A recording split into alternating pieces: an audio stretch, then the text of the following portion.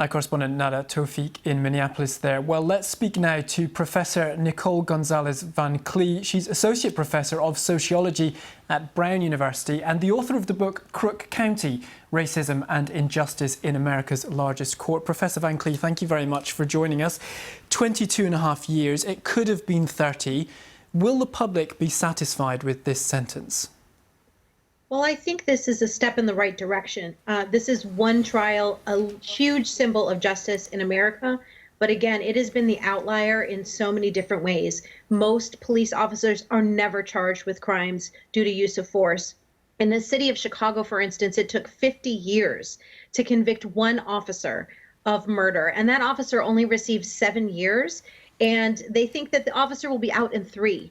So in some ways, this was a victory, and we hope this will be some closure and peace for the family. But certainly no substantive reform has actually been implemented since George Floyd's death. In fact, during the duration of the trial, about 3 people per day died at the hands of police. And the day after the verdict, about 6 people died in the 24-hour period. So there was no kind of deterrence as we think about this punishment.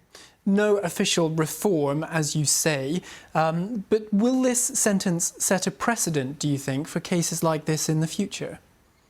I've been studying these cases for a really long time before they were on the kind of public consciousness of America and the world.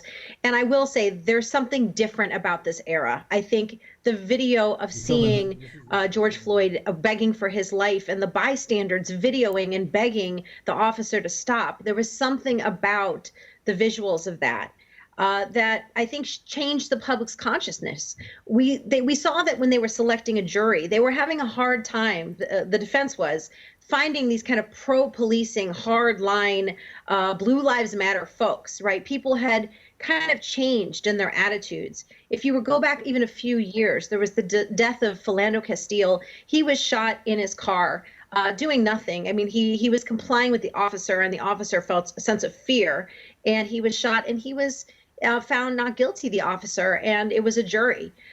So I think the public tide is turning a bit, but the question is, will white Americans feel like this verdict is enough?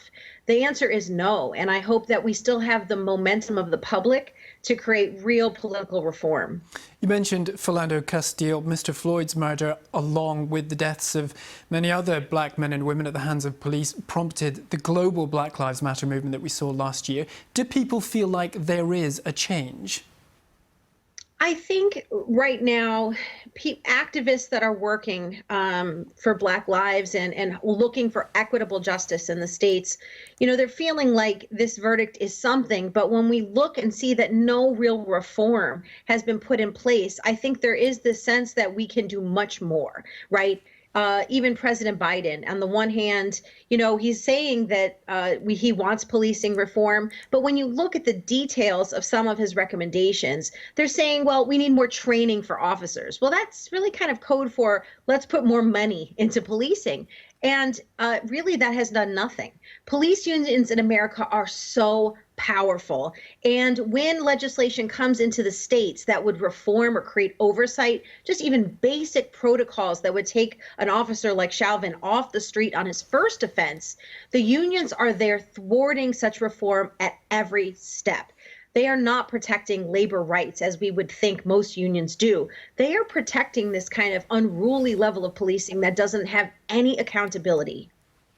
Professor Nicole Gonzalez Van Cleve from Brown University, thank you very much for being with us. Really appreciate it.